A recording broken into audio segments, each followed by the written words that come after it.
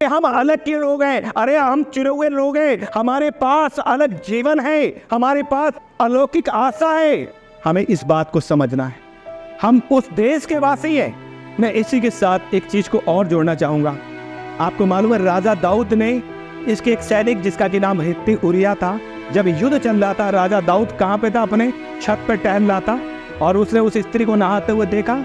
और आपको पता है कि उस स्त्री को वो अपने घर में ले आया और उसके पति को युद्ध के मैदान में सबसे आगे रखकर मरवा दिया और उसकी पत्नी को अपनी पत्नी बना लिया। उसका नाम था बत्सेबा।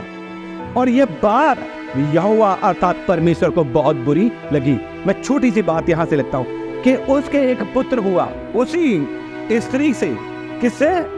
बत्सेबा से, हित्ती उरिया की पत्नी से, जिसे उसने अपना बच्चा, जो परमेश्वर को बहुत बुरा लगा। और क्या हुआ? आइए हम थोड़ा सा इसको जानने के लिए पढ़ेंगे। दूसरा शमूएल 12 अध्याय 15 पद से।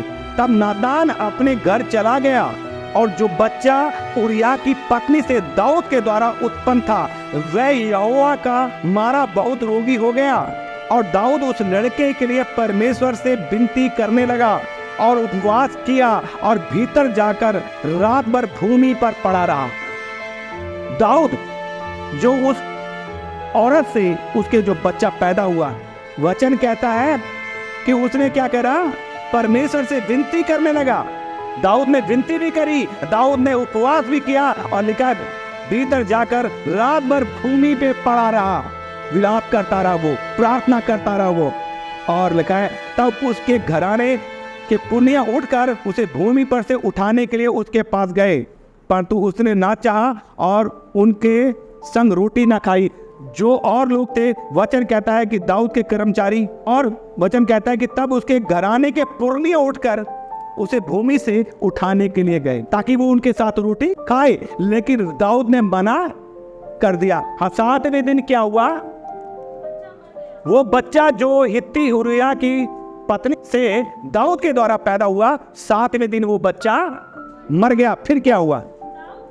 हाँ, तो बच्चे के मरने का अब दाऊद के जो कर्मचारी थे मरने का सुसमाचार देने से किसको? दाऊद को डरे कि हम कैसे राजा को बताएं कि तेरा जो बेटा था वो मर गया। फिर क्या हुआ? उन्होंने कहा हाँ, जब तक बच्चा जीवित रहा हाँ, तब तक हाँ। उसने हमारे समझाने पर मन न लगाया। अच्छा, कर्मचारी कह रहे हैं कि हमने उसे समझाया, भोजन करने के लिए मनाया, उसे समझाया, लेकिन उसने मन नहीं लगाया। और अब यदि हम उसके बच्चे के मर जाने का हाल सुनाए और दाऊद को जाकर ये बताए कि तेरा जो बेटा था वो मर गया है, तो वह बहुत ही अधिक दुखी होगा। वो बहुत ज्यादा दुखी होगा। और अपने कर्मचारियों को आपस में हाँ। साथे देखकर हैं। दाऊद ने जान लिया कि बच्चा मर गया। ठीक है, और ये कर्मचारी आपस में बातचीत कर रहे थे कि हम कैसे राजा दाऊद को बताएं। ये फुसफुसा रहे थे और दाऊद समझ गया क्योंकि वो राजा था। और फिर जब फुसफुसाते सुना तब दाऊद ने हाँ। कर्मचारियों से पूछा, दाऊद ने कर्मचारियों से पूछा क्या बच्चा मर गया? क्या बच्चा मर गया? और फिर उन्होंने कहा हाँ मर गया। उन्होंने कहा हाँ बच्चा मर गया। फिर क्या हुआ? तब दाऊद भूमि पर से उठा हाँ, और नहाकर तेल लगाया हाँ। और बस बदला। हैं। तब यहोवा के भवन में जाकर दंडवत की। 20 पद। तब दाऊद भूमि पर से उठा हैं। और नहाकर तेल लगाया। ये बात बताना चाह रहा था। वो क्या हुआ? भूमि से उठा, नहाया और उसने तेल लगाया और वस्त्र बदले। अपने कपड़े चेंज करे। तब यहोवा के भवन में जाकर दंडवत किया। कहा गया? यहोवा के भवन में दंडवत किया। फिर अपने भवन में आया हाँ, और उसकी आज्ञा पर रोटी उसको परोसी गई। अब देखो क्या कह रहा है। वो अपने भवन में आया, उसे रोटी दी गई, उसने रोटी मांगी और फिर क्या हुआ? और उसने भोजन किया। तब उसके कर्मचारी ने उससे पूछा, उसके कर्मचारियों ने उससे पूछा तूने ये काम क्या किया? जब तक बच्चा जीवित रहा जब तक तो बच्चा तेरा जिंदा था तू तो उपवास करता रहा, रोता रहा, परंतु जो ही बच्चा मर गया और जैसे ही बच्चा मरा तो ही तो उठकर भोजन करने लगा। ये बात उनको बड़ी अजीब लगी और वो पूछने लगे दाऊद से। फिर क्या कि दाऊद ने क्या कहा? उत्तर दिया, बहुत ध्यान से सुनिए इस उत्तर को। हाँ, जब तक बच्चा जीवित रहा जब तक बच्चा जीवित था तब तक तो मैं सोचकर उपवास करता तब तक तो मैं ये सोचकर उपवास करता रहा और रोता रहा और मैं रोता रहा। कि क्या जाने यहोवा मुझ पर ऐसा अनुग्रह करे, क्या जाने यहोवा मुझ पर ऐसा अनुग्रह करे, बच्चा क्या बच्चा जीवित रहे। अब मेरा बच्चा मर गया, अब मैं उपवास क्यों करूं? अगर मैं उपवास रखता हूं, अगर मैं रोता हूं, अगर मैं विलाप करता हूं, तो क्या मैं उसे दोबारा लौटा ले आऊंगा? मैं तो उसके पास जाऊंगा, वो मेरे पास लौटकर नहीं आएगा।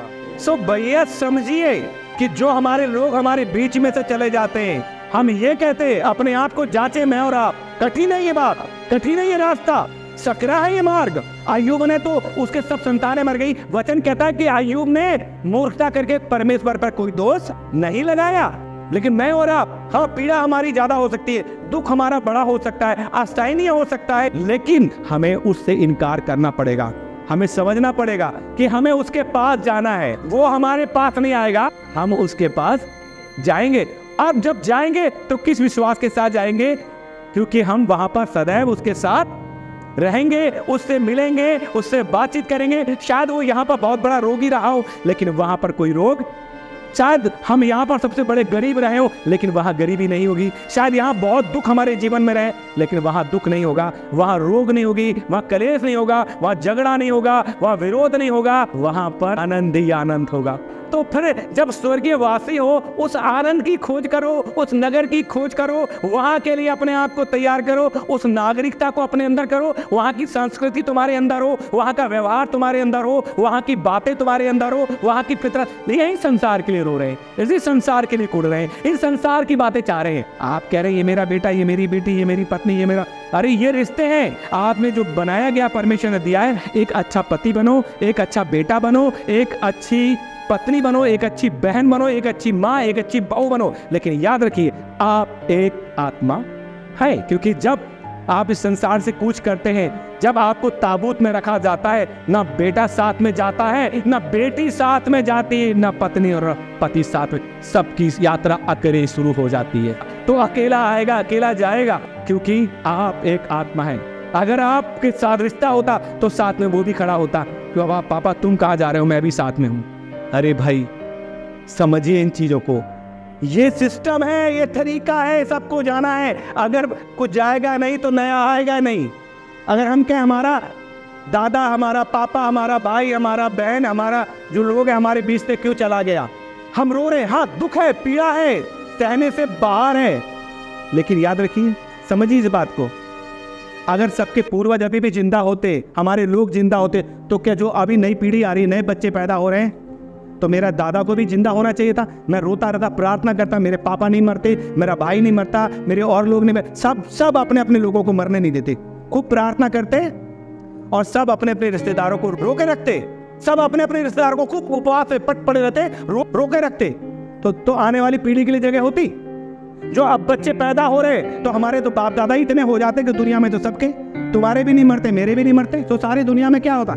समझने वाली बात है कि नहीं? तो भैया ये उसका सिस्टम है। सवाल ये, जो आया है वो जाएगा, लेकिन हम उसके न्याय नहीं बन सकते। अभी नहीं होना चाहिए, कल होना, कल नहीं, पर वो उसकी मर्जी कब किसको बुला ले। अभी मैं आपको प्रचार कर रहा हूँ, मुझे नहीं मालूम अगले क्षण हमारे साथ क्या होगा। इससे पहले मैं प्रचार कर रहा था, वचन कहता है मनुष्य क्या है कि तू उसकी सुधि लेता है, का हमारा कोई वजूद नहीं है। अरे हम सिर्फ उसके अनुग्रह के द्वारा जीवित रहते हैं, चलते हैं, फिरते हैं, ये उसके अनुग्रह की। वचन कहता है ये उसकी महान करुणा का फल है कि हम मिट नहीं गए। आमीन।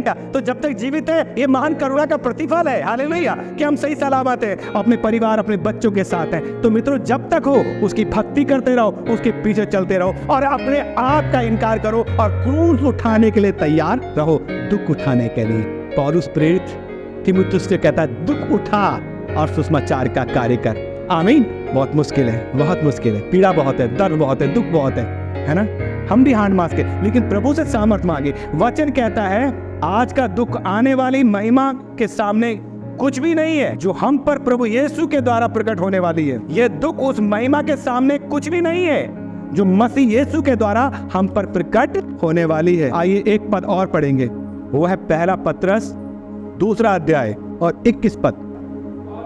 हाँ, इसीलिए हाँ, मैं भी इधर हूँ। हाँ, क्योंकि मसीह भी तुम्हारे, तुम इसलिए बुलाए गए हो क्योंकि मसीह भी तुम्हारे लिए दुख उठाकर आदर्श, एक एग्जाम्पल, एक नमूना, एक मिसाल दे गया।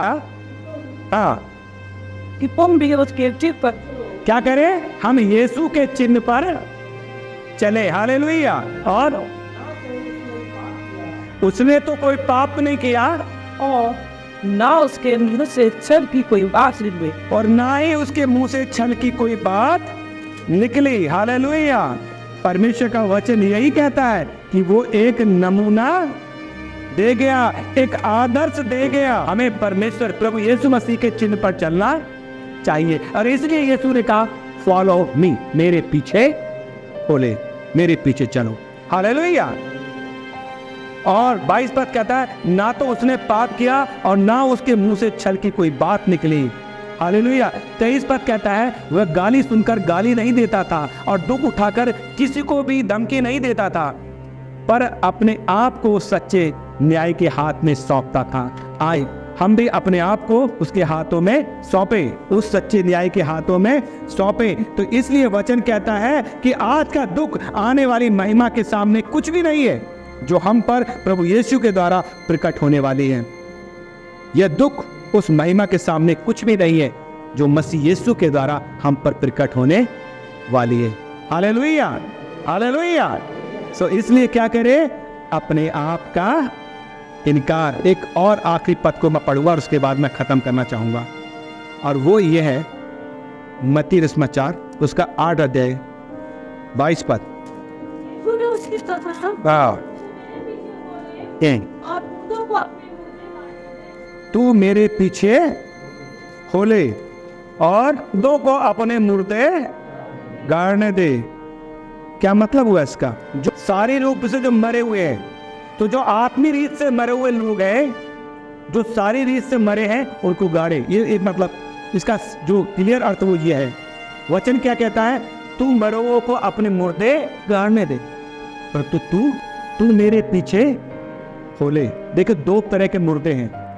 पहला मुर्दा वचन कहता है वे हैं जिनका न्याय होगा, जिन पर दंड की आज्ञा है। दूसरा मुर्दा वो जिसका न्याय, आइए पढ़ते हैं रोमियो 8 अध्याय पहला।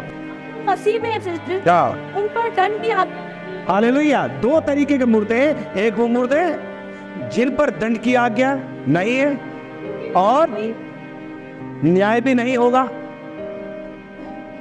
लेकिन दूसरा मुर्दा वो है जिन पर दंड की आज्ञा है, जिनका न्याय होगा। दो तरीके के मुर्दे, एक जिन पर दंड की आज्ञा नहीं है और उनका न्याय नहीं होगा, और दूसरा मुर्दा वो जिसका न्याय होगा। इसलिए वचन रोमियो 8 अध्याय का पहला पद क्या कहता है? अब जो मसीह यीशु में है, जो मसीह यीशु में है उन पर दंड की आज्ञा। हालेलुया। उन पर दंड की आज्ञा। सो आए अपने आप को प्रभु के हाथों में सौंपें, अपने आप का इनकार करें और अपना क्रूस उठा के उसके पीछे बोले, क्योंकि वचन यही कहता है। मरकुस 8 अध्याय 34 पद। उसने भीड़ को अपने चेलों समेत पास बुलाकर उनसे कहा, हालेलुया। जो कोई मेरे पीछे आना चाहे, जो कोई मेरे पीछे आना चाहे, अपने आपे से इनकार करे, अपने आप से इनकार करे और अपना क्रूस उठाकर मेरे पीछे बोले। अपना क्रूस उठा के मेरे पीछे होना। जो कोई मेरे पीछे। क्या आप प्रभु यीशु मसीह के पीछे चलना चाहते हैं? तो आए। यदि आप चलना चाहते हैं तो पहला काम अपने आप का और अपना क्रूस उठाना। अगर आप इनके लिए तैयार हैं तब आप उसके पीछे हो सकते हैं। आए अपने आप का इनकार करें और अपना क्रूस उठाएं और प्रभु यीशु के पीछे बोलें। परमेश्वर आप सबको इस वचन के द्वारा आशीष दे। जय मसीह।